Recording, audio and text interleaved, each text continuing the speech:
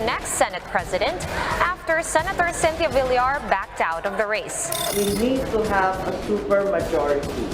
Our country faces with the world a very challenging future. We need to be together. We need a Senate unity. Outgoing Minority Leader Senator Franklin Drilon said the question now is who will be the Minority Leader. Well, umaasa po kami na at least 3, kung hindi man mas marami. At gaya ng nasabi ko dati, hindi naman ang pinaka-importante ay yung absolute number ng minorya. Ang pinakamahalaga ay tunay na minorya kami. Subiri said President-elect Bongbong Marcos is asking the help of Congress on the next administration's legislative agenda.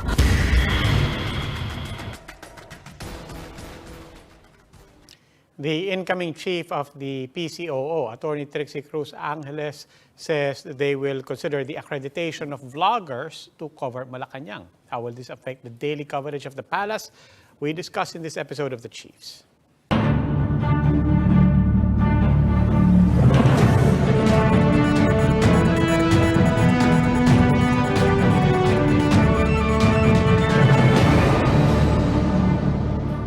We will be joined by our guests and the other chiefs when we return.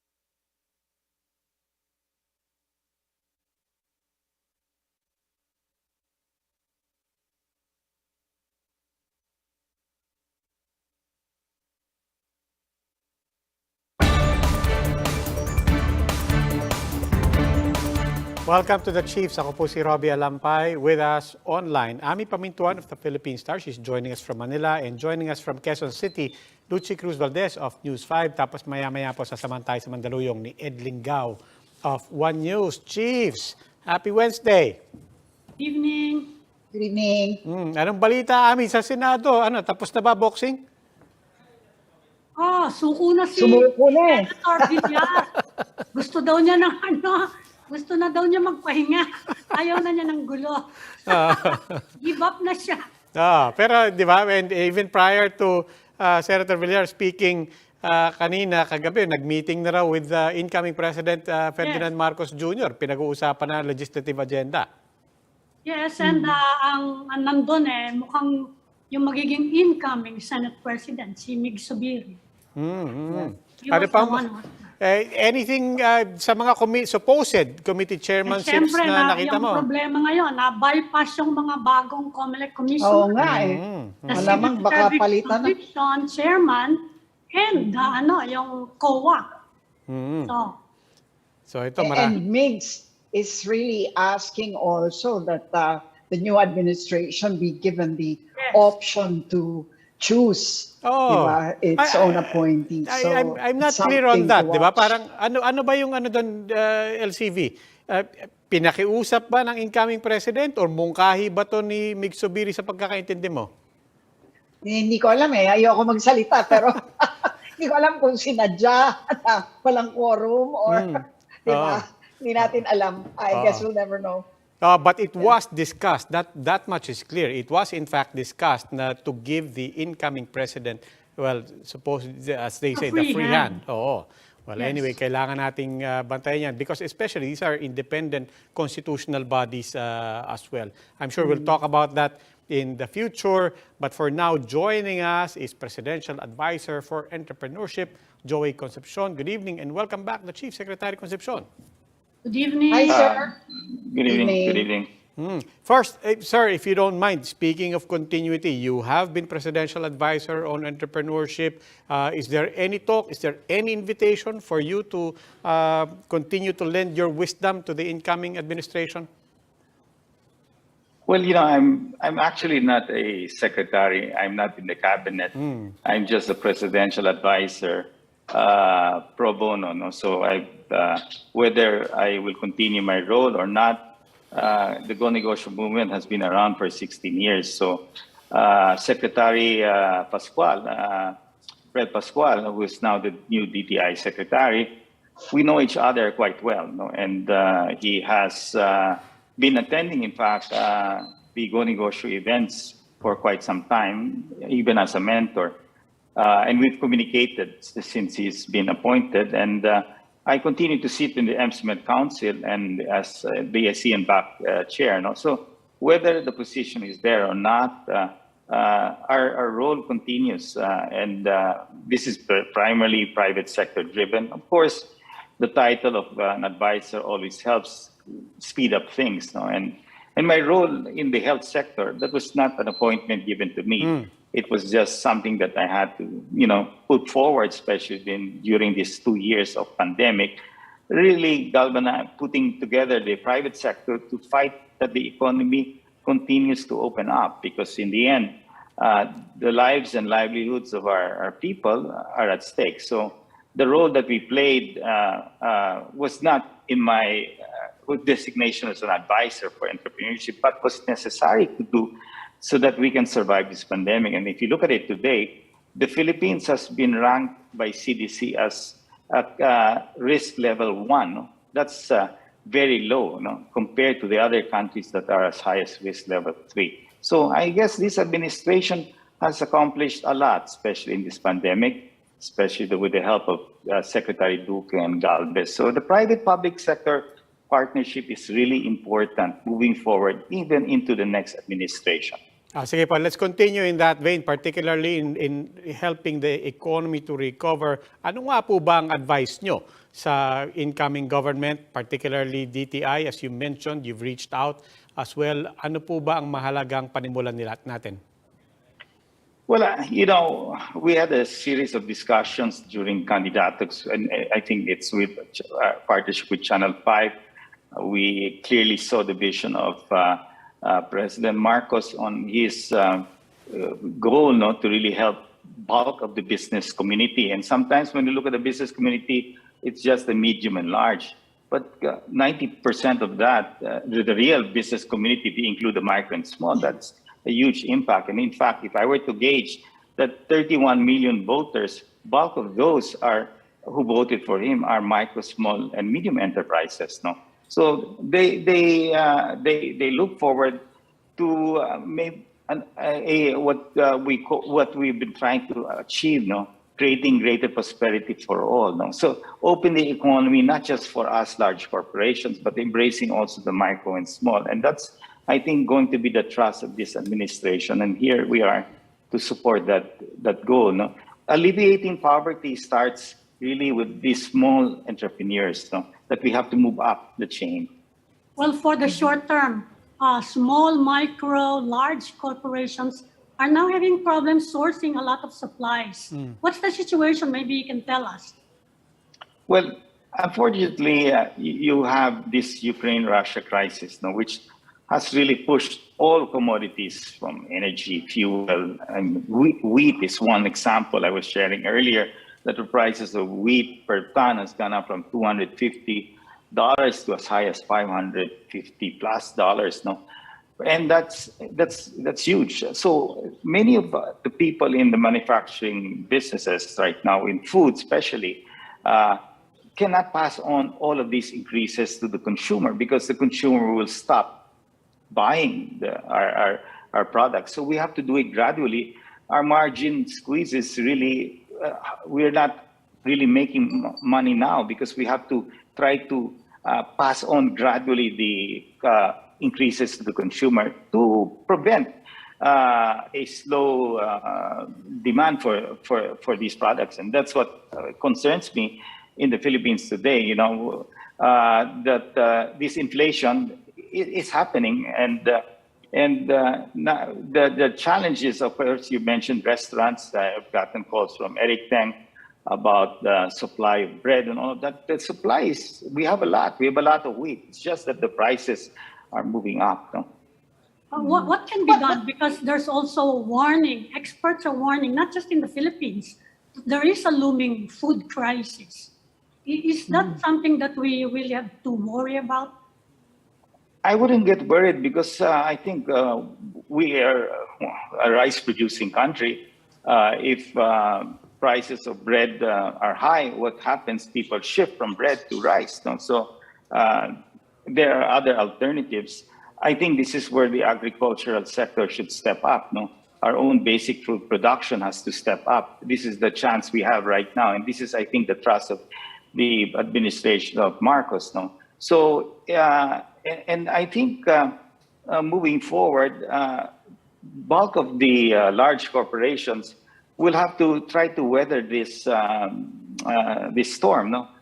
The pandemic is, we're getting over that. We're moving towards endemicity right now, the way I look at it. In fact, I'm suggesting that the next administration really removes the state of public health emergency because there is no, from my point of view, for as long as we can continue to vaccinate and wear masks, we should be relatively safe.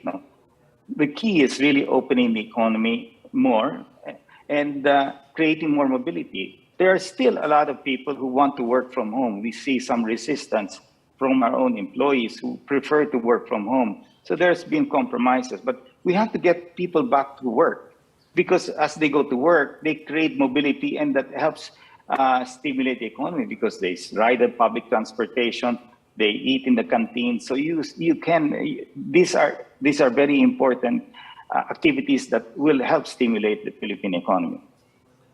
Well, as far as the pandemic goes, of course, you have said that you're quite satisfied with the economic team, but one of the posts that remains vacant is the Department of Health. Do you have any recommendations or probably preferences if you are asked as to who should be at the helm of the Department of Health, and how much of a partnership do you think the business people like you and the MSMEs will be having with the Department of Health moving forward especially at this time in the first 100 days, perhaps even more? Well, I've worked with, of course, Doc Edsel Salvania and, of course, Tony Herbosa. These two gentlemen are quite competent, no? And they would be definitely a good health secretary, either one of them. I've also suggested that maybe they can consider Father Nick Austriaco, who is a priest, who's a biologist, who's developing the vaccines. So these are people that the private sector has worked quite well.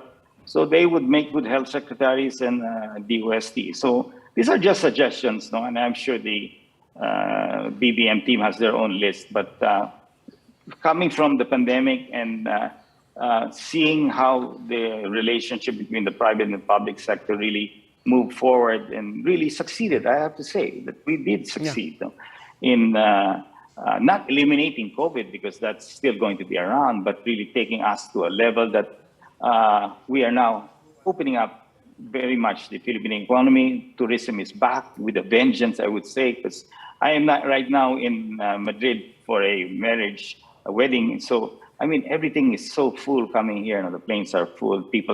You can't even buy a luggage because people are just scrambling. So this is what we want to see, no? Opening up tourism sector, which has been hit hard for the last 2 years. Many of our MSMEs are in this sector as well. So as the tourism sector opens up, more tourists come to the Philippines. That will be great for our MSMEs, no? Yes, I think that many Filipinos do want the same thing, but the WHO continues to warn about surges. We're still at alert level 1, and well, there's still the looming threat of a possible resurgence. So, how do you feel about that? And the fact that the vaccines, especially the boosters, are not being taken very seriously now. As a matter of fact, most Filipinos are not intent on getting the boosters. How do you feel about this situation, and how do we move it forward so that we're more sure and we're more comfortable about the risks? Well, if you want to travel anywhere in the world, whether America or Europe right now, you have to have your primary dose and 1 booster shot, or else you can't travel to any of these countries. So that to me is the basic minimum that we in the Philippines should have. Ideally, the second booster shot should be given because we have the vaccines for this right now. I have taken my second booster because I'm 60 years old. But we have a lot of economic frontliners who are at their 50 years old, and we are suggesting to the government that they include them, the second booster. There is no more vaccine mandate. We are not forcing people to take the vaccines. If you can see that the Vax No Right policy is gone. So, but the vaccines are there, and people would like to take, especially the second booster. We're still very far, even with the first booster, no?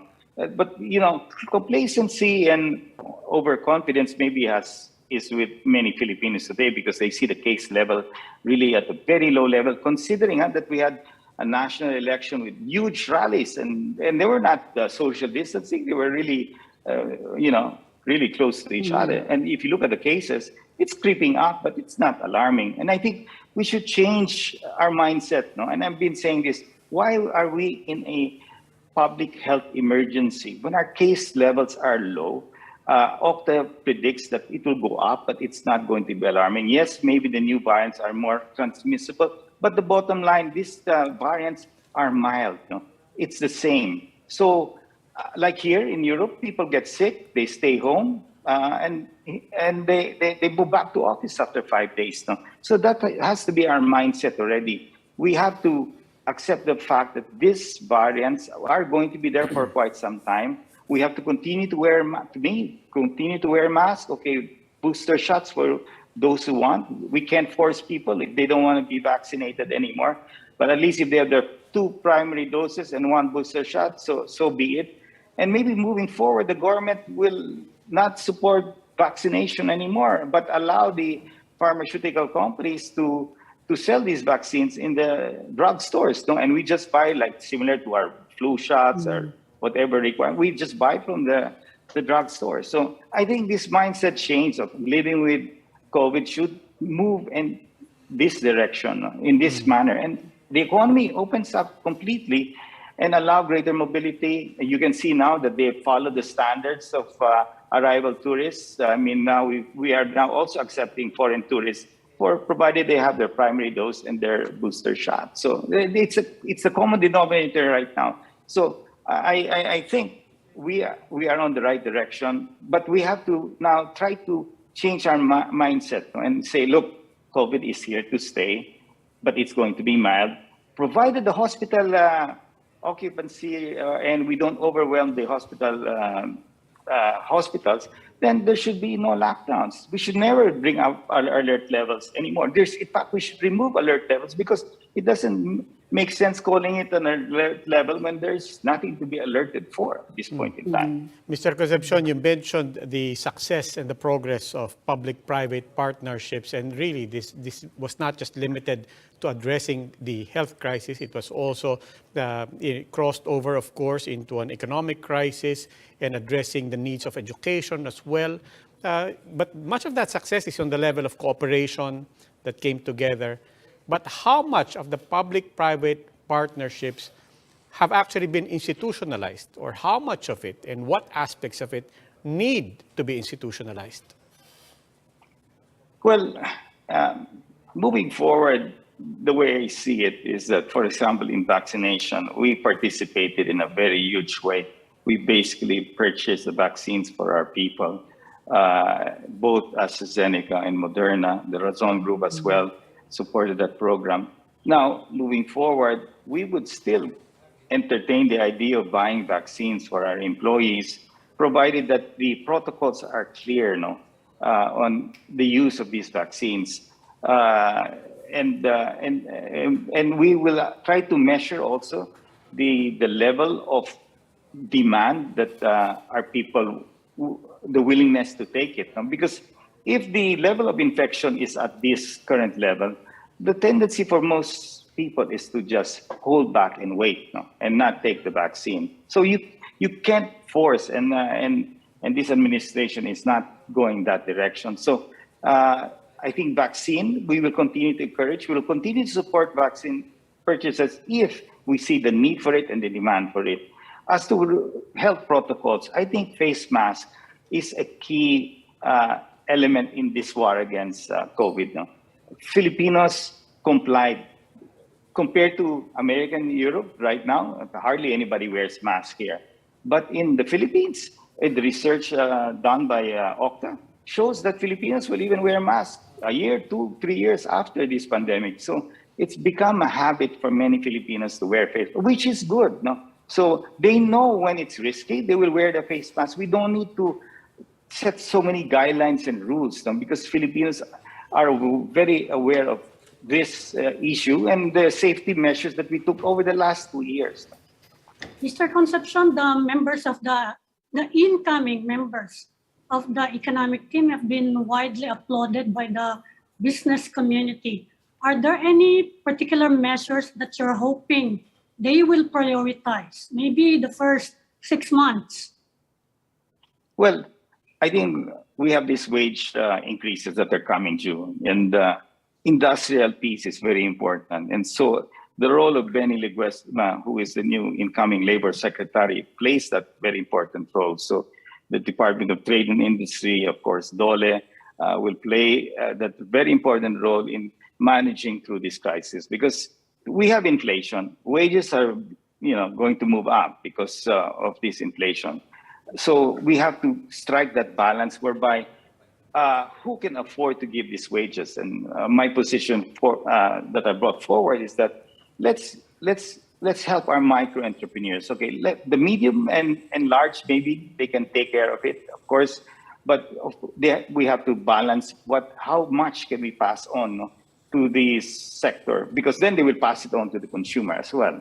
So, but the micro entrepreneurs, to me, are at a very fragile state now, the micro and small. And to me, many of them have restructured their obligations with not with banks, because they borrow from microfinance institutions. So these are people that have to be taken care of. And I was mentioning to Secretary Pascual that we have to look at the exemptions here and how to register these micro entrepreneurs, because one of the conditions of granting them the exception from the minimum wage is that I have to be registered with DTI, no? And we know that these small entrepreneurs don't do that. So we have to find a way how to accelerate the registration so that they will be exempted from the minimum wage, because they employ less than 10 people.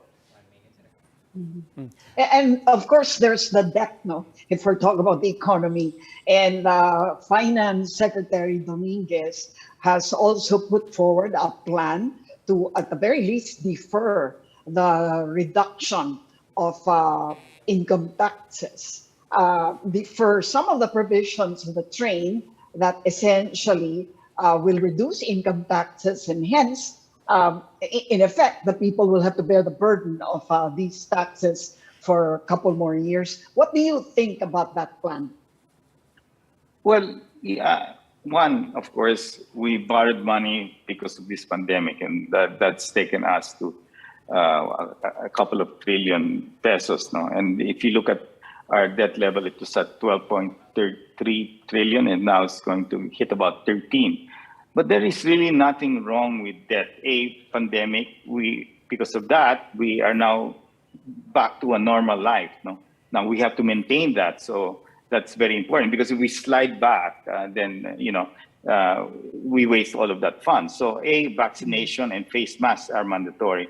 Now, growth is very important. So what will stimulate growth? Because from growth, you're able to create more jobs. No? So the objective of this administration is job creation. No? So MSMEs contribute basically 60% of the jobs in this country. No? And there is where we have to focus our resources. And hopefully jobs will be created. MSMEs will survive because after the restructuring, as the economy opens, then they're able to recoup their losses and become more bankable. And the business community, and especially the banking community, will now be more bullish of the future of our country. So that's very important. So imposing new taxes should not be an option, you think? Well, if it has to be, then we will take whatever happens. No, the whole point is that the entire country has to grow. If we don't grow, then we are going to be in trouble, because how will we repay these debts? No, if you look at our debt to GDP, it's at 63%. But who cares? You can be highly leveraged like a company, but if your business model is good and you are able to stimulate growth through the build with all these bridges, roads, and all of that, then it will stimulate growth. 6-7% target is achievable, but you need to ensure that greater mobility continues. So we have that mobility right now. We have to continue with that. So that's why I'm saying let's take out the alert levels, because we have to have that mindset that there is no way that we can take these alert levels anyway up, because we will kill ourselves. Secretary Concepcion, one last question na lang po. Yesterday, we were also speaking with incoming DICT Secretary Ivan Uy.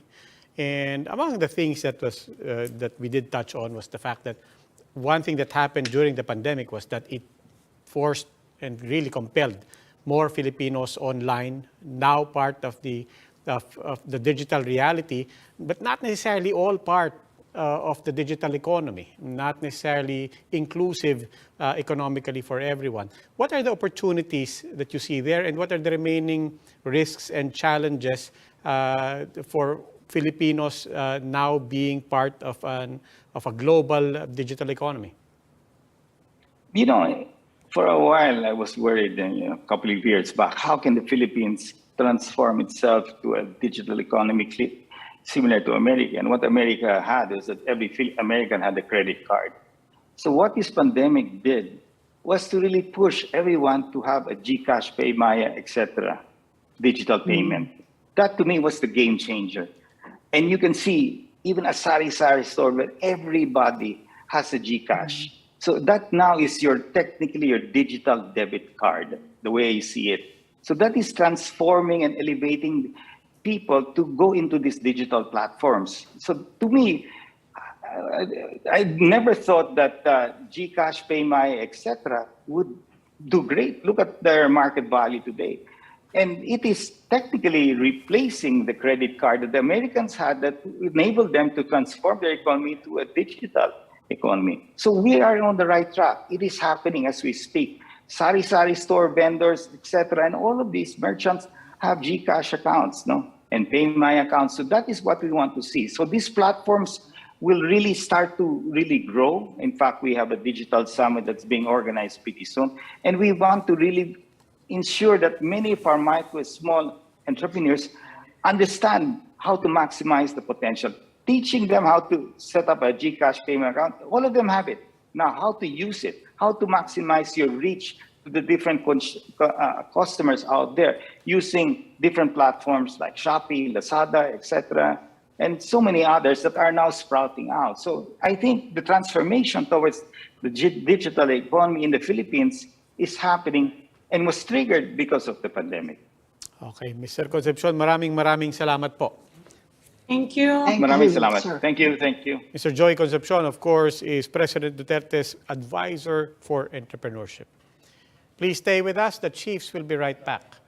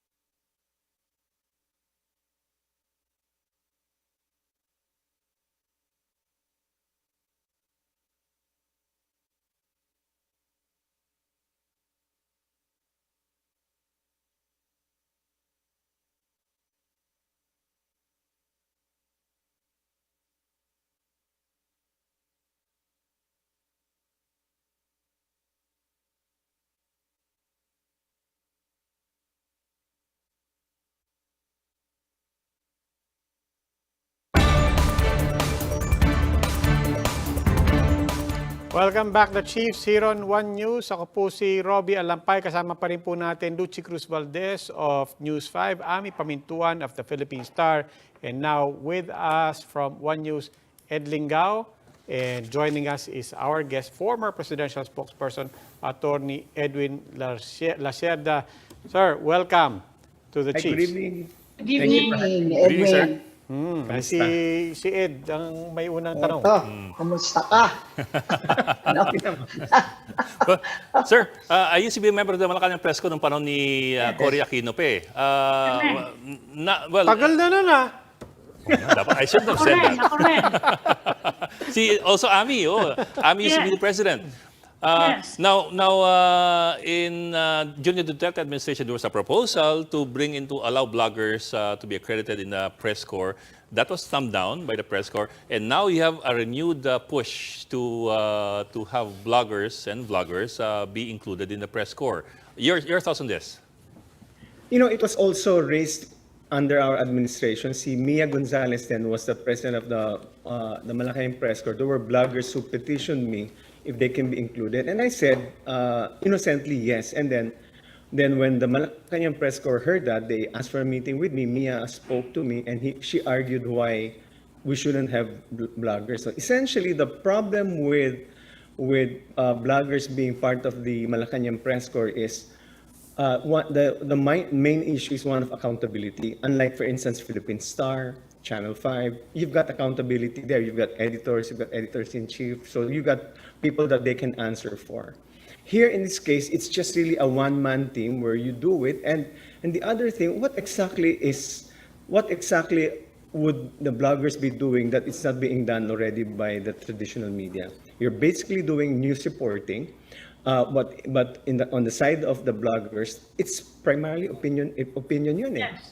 So you can take a slide from a interview or a video from Channel 5 and use that for your opinion in your blogs. But parang I don't see the logic behind bloggers being part of the Malacañang Press Corps, because the Malacañang Press Corps reports on news. It doesn't report an opinion. So that's the main difference.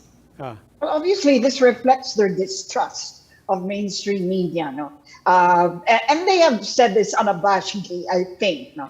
I mean, the incoming Justice Secretary Boying Remulla has said as much, accusing big business media of, having an agenda, i.e. Undermining. to actually bring down the government. Nation state. So what do you think of that? That's the image that, as far as they're concerned, mainstream media has projected. I think, Luchi, it's a question of principles. Philosophically, I think our administration viewed the Fourth Estate as a institution that speaks truth to power. And so we respected your role. It's in fact enshrined in the Constitution. However, we're also, I think, the last administration that would view you not as an enemy of government. So when people say that you're trying to bring down the government, it's essentially confusing the role of media, because you're not supposed to be friends with government.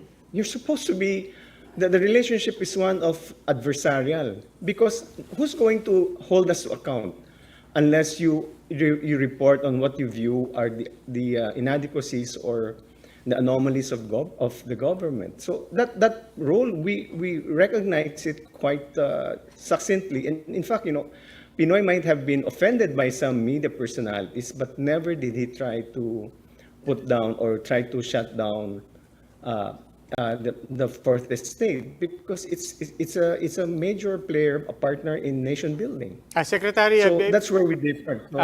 Sir, yeah. basic question lang, operational. I really don't know how it works, because there's two things here, no? At least two things. One is access to the president, access to Malacañang, potential content and stories there. The other one is Malacañang Press Corps, membership there. And I guess a third is, Malacañang, the MPC's standing, if any, as to who gets accredited and who has access and so on. How does that actually work? Do you need to be a member of the MPC to be accredited to cover Malacañang? How does it work? In case of traditional media, there's since you're already known, there's actually an accreditation arm in the PCOO. During our time, it was the office of Undersecretary Raymar Phil. So he would be accrediting. But since you guys are already known, so it was just a formality. I remember those in our time, Rappler was fairly new, and there was an issue among the MPC members, should we accredit Rappler, because it was purely online. But then again, there was accountability. We saw that there was accountability in the hierarchy of Rappler, similar to a traditional media, and so they were allowed. But basically, accreditation always happens, is done by government. It really vets you, who you are, what's your organization. That's why there's no problem vetting Philippine Star, Channel 5. Those are, it's the new ones. It's the foreign media companies that we try to vet. But other than that, it's basically government trying to vet who should be accredited to Malacañang Press Corps. I think yung accreditation kasi, there's a question of your ability to be present, no, in the press conference. Kaya may problema nga because there's all this new digital technology. Niisip ko rin nga how they're going to go about that. If they actually allow, if you allow vloggers and you want only pro-BBM vloggers, abay mga million yan eh. Paano mo i-screen yan, di ba? Or are they going to put everyone on the screen? And I think what they want is to be able to ask questions during the press conference, di ba? Pero how can you fit that into, well, if it's the president himself, sabi niya, ayaw niya ng spokesman eh. Can he handle all of those questions, di ba? Sobrang dami niyan. I mean, I think they have to also consider kung what exactly they're trying to do here, no? Kasi dito pa lang sa mainstream media, dami-dami na niyan eh. During our time, nagpapa-accredit nga yung provincial media eh. Nagkaroon nga ng samaan ng loob eh. Kaya lang dahil sa dami ng nagpapa-accredit, this is just the mainstream media. Sinabi namin kung maaari, yun na lang munang malalaki. No? And occasionally, kung pumunta sa probinsya, saka lang magtatanungan. Kasi yun ang gusto lang naman yan eh. Makapagtanong na you want to ask access directly.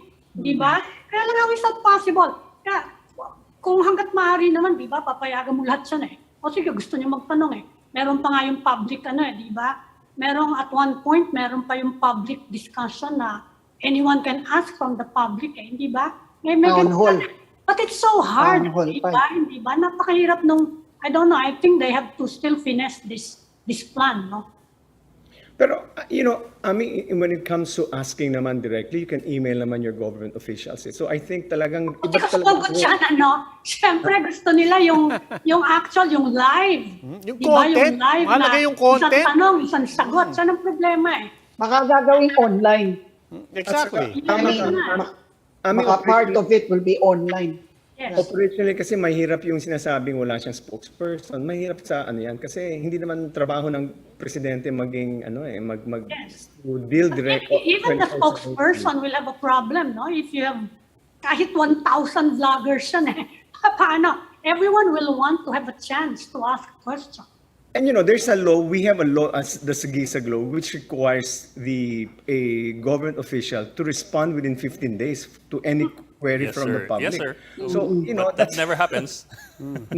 Exactly. Doesn't happen, yeah. So, mahirap That's 6713. no, that's one problem we had. Well, a no is a response. Yes. Kaya nga gusto nila yung live. Gusto nila maka-ask directly. Ang problema lang yung screening. Sinong screen mo? Hirap mag-screen niyan. Actually, isa pang basic na tanong. Maybe Mr. Lacerda, maybe even you, Ami, can answer this. Tinanong ko siya, di niya rin alam sagot. Is the Malacañang Press Corps a registered entity? Is this I don't think so. It's not. No. Therefore, election lang yun. I'm asking because I'm also wondering how it goes the other way. Diba? Parang, do you have to be a member of the MPC to have access? And going the other way, if you're granted access, are you automatically part of the MPC? I ask because there is influence and there is power in the MPC itself. Diba? Sometimes it issues statements. Sometimes it takes positions when a fellow journalist is threatened or perceived to be attacked or being isolated and so on. I'm also seeing the danger of just throwing that gate open and essentially diluting the influence and the authority and the nature of the MPC. Hindi, ang traditional kasi dyan, yun yung regular na nagko-cover doon. Daily. Right. But it doesn't mean na sila nang sila. Yes. Because I remember, especially when the president goes out of the country, we have the option to appoint another reporter Yes. to cover that president's trip. So parang the Malacañang press corps just is comprised of reporters that regularly cover the palace as a beat.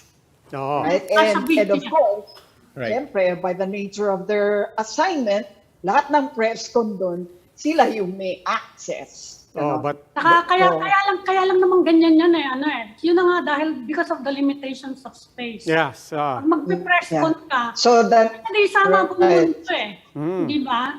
sama natin si Hindi lang naman Edwin yun. Lacerda sa usapan. Ang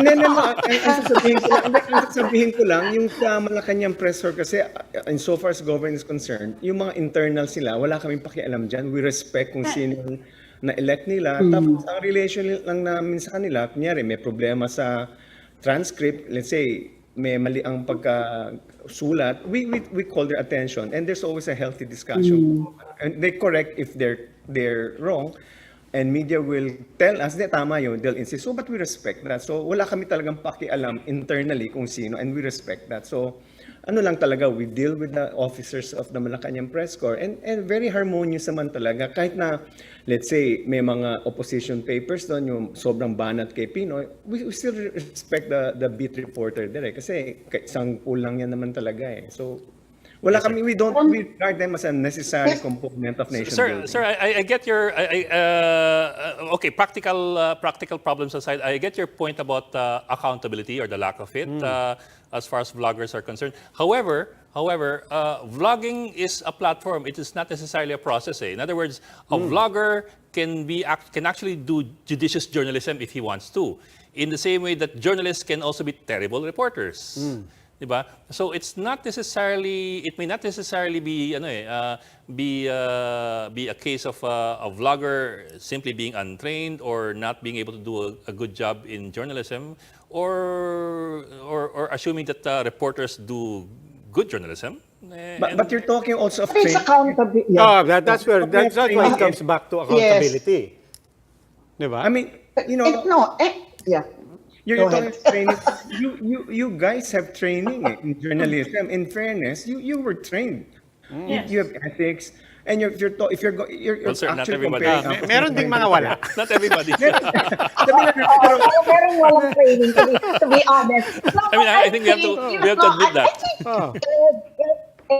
Edwin is right, no? It's mainly accountability. Na pag merong maling report, may mananagot. And I've always said this, no? That's the difference between That's right. mainstream media, di ba? Kilala nyo kami, yeah, I kilala think, nyo kung sino nagsulat. I think it's a good point because if you have a reporter, for example, that's unscrupulous, unethical, irresponsible, and just plain incompetent, you can always run after the editor, and you can talk to the editor. I didn't mean to say run after the editor, but you can talk to the editor, you can talk to the publishers, you can talk to their principals. But in the case of an individual blogger who is just accountable to himself, essentially the editor is Malacañang.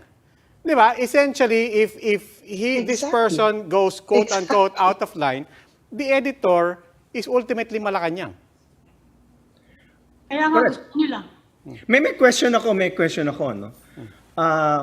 With due respect to the bloggers, saan ba nanggagaling ang fake news? Sa inyo ba? Well, meron din, sir. Pero at least, like I said, kung meron man, may accountability. Kung meron accountability, Mananagot. may mananagot. So, yun yung point doon. So, you can be sued for libel. I mean, We can go to jail. We can pay millions. I know, but even the blogger can go to jail. Ako nga, more to the point, Edwin, may favorites ba? I mean, even within the Malacañang press corps, di ba? It happens very often that the president has favorites. But ako, gusto ko malaman yung dynamic no? Merong syempre, mga palaban, hindi makakakuha ng access. I mean, tanggapin na natin. Ganon yan, di ba? It's essentially what you're seeing in the campaign of the president-elect. I mean, who were in front of the stage? There were the vloggers, and where were the mainstream media? Diba? Is that the setup that you're doing, replicating the format in the campaign where bloggers are given precedence over mainstream media. So is that the kind of media that the MPC would be the result? So you're seeing already is ba sinasabi nila, how you campaign is how you govern is how you campaign. So are we looking at a situation where the vloggers will be given precedence over mainstream media? I mean, that's a question that needs to be asked, because obviously the incoming secretary is a blogger, and therefore may bias siya ron. And rightly so, pero pag-usapan lang talaga. And essentially, ano ba ang role talaga? Yung mga vloggers sa campaign, they were not doing news. They were making bongbong look good. Propaganda. And campaign yun eh. But right now, iba na to. Nation building ang pinag-uusapan dito. Let's say kung may isang project na gagawin, may isang policy na gagawin. Di ba? Kayo, pinag-aaralan nyo yan, pinag-uusapan nyo sa news desk. Sila, saan manggagaling yung subject matter expert? I mean, there are many concerns why, since opinion naman sila, by and large opinion naman sila, maybe they can just take their clips, video clips of the interviews from mainstream media. But if they want questions asked, then send it to their favorite secretary who's also a blogger. Let them, I think it's really more and more as we see bloggers insisting on taking precedence over a job which they may not exactly be at home or trained with. It presents a threat to democracy in the sense of where are we getting our objective news. So and if by numbers, by in terms of numbers, in terms of quantity, like sinabi ni Robbie, million, talo na, si Ami, million sila, talo na kayo. Di ba? I mean, it's a question of numbers pag ganyan. So, there should be, to a certain degree, I agree with Ed, there will be rotten apples in both sides, good bloggers as well, but what is the purpose of what is the role of MPC? Are you there to provide opinions or to really report on the news? And also the question of accountability. I'm just interested in seeing how they're going to do it. Kasi kami, we just keep doing what we're doing. Yeah. Huh? Yeah. Whether with vloggers or not. I think we need some media literacy programs. Pero ito na yung, ito na rin yung sinasabi na you don't necessarily have to suppress media All you have to do is just crowd out media and just use the bloggers if they're really friends. Like you're saying, Luchi, friends ba sila ng gobyerno? Yan na lang, gawin natin. Let's crowd out without the stick of repressing media. Ito lang gawin natin. Because essentially, I agree. Because essentially, if going to Ami's point, one of the biggest values here is just the limited time and the limited access we have. It's just 1 hour, 2 hours in a week that people can face the president, and you're just essentially diluting that time. Diba? Parang you just keep adding to the denominator, and eventually you're left with wala na. Everybody, parang it's like it's like 10 people running for president, diba? But are there what about other countries? Are there examples of other countries that have included bloggers and vloggers in? I think White House included one. The White House has one blogger, I think. But it's basically mainstream media pa rin talaga ang White House. So, but it's really a new field. Undoubtedly, it's a new field. But the question again is, what's the role of the press corps? I mean, I think that should be made clear to the bloggers. Is it something that you're equipped to do? Are you willing to do it 24/7? Parang ganun lang naman yung ano. Kasi kayo talagang. How about having a separate? I mean, let's take the naman dito. How about having a separate forum for that? No, you have the Malacañang press hour with the press corps, with the president, and the president is free to have his time with the people, as it were. It's up to the president if he wants that. I mean, it's all discretionary on the press secretary or the president. But again, you're taking away the president from the business of governance. It's really more. There's a spokesperson who really communicates to the people, and whatever is done in the meetings. Could you imagine you're taking 2 hours away from meetings with your cabinet secretaries? Well, I can't imagine. Can you imagine that? The president taking 2 hours away from. Exactly. Over the past 6 years, nasampulan na natin yon. Yeah. Pero may pandemya kasi. Kaya everybody was Hindi, bago pa every pandemya. announcement. Bago pa pandemya. Di ba? Kasi may alert level, yun ang inaabangan naman eh. Pero sir, I'm wondering lang, is there any mechanism where the two could somehow coexist? Regulated, of course, but is there any way in which you can have somebody who's not a professional media man in the same pool? I would defer to Malacañang Press Corps for that. If sila AMI, the Malacañang Press Corps members would put roles there, because it's really, we respect the independence of media, and so you how do you call that? You regulate yourselves, you govern yourselves, you provide your own rules. So it's up to you. And we as government, if it happened that you guys agree that there should be a blogger, sige, we'll take it and let's experiment. But I don't know what's the current setup right now, so it's up to MPC. Yeah. Okay. But at some point I'm thinking ko lang, kasi tama sabi ni Ed na it's a new field. Baka there might be a compromise kung kailangan. Pero the certain standards should be upheld. Hindi pwedeng, di ba yung tinatawag natin, pati pinabili na ng suka, naging reporter na. Yung mga ganun dati, di ba yung mga, di ba in the same way? Artista naman, hindi naman Artista, di ba parang ganun, di ba? I remember one cabinet secretary told another bit na Malacañang Press. Malacañang pinabili. Cabinet secretary, pinabihan yung Sa Arlene kasi tindahan eh. Well, anyways, Pero ganun lang. Secretary, Standards should be exacted from whoever, or if it's a blogger, standards should be exacted. Not only just a blogger, but for all members of the press corps. And of course, may practical considerations nga, as was pointed out kanina. well, anyway, susubaybayan po natin to. Former PCO Secretary Edwin Daciada. Sir, maraming salamat po. Thank you, sir. Thank Salamat you. na. Thank you, Edwin. Thank you. That will be all for this edition of The Chiefs. We hope what was discussed here will keep the conversation going. Before we go, a reminder to everyone, mask on, wash hands, and stay safe, Philippines. I'm Robbie Alampay. I'm Ami Paminton of the Philippine Star. I'm Lucy Cruz Valdez of News 5. I'm Ed Lingao, and we are One News.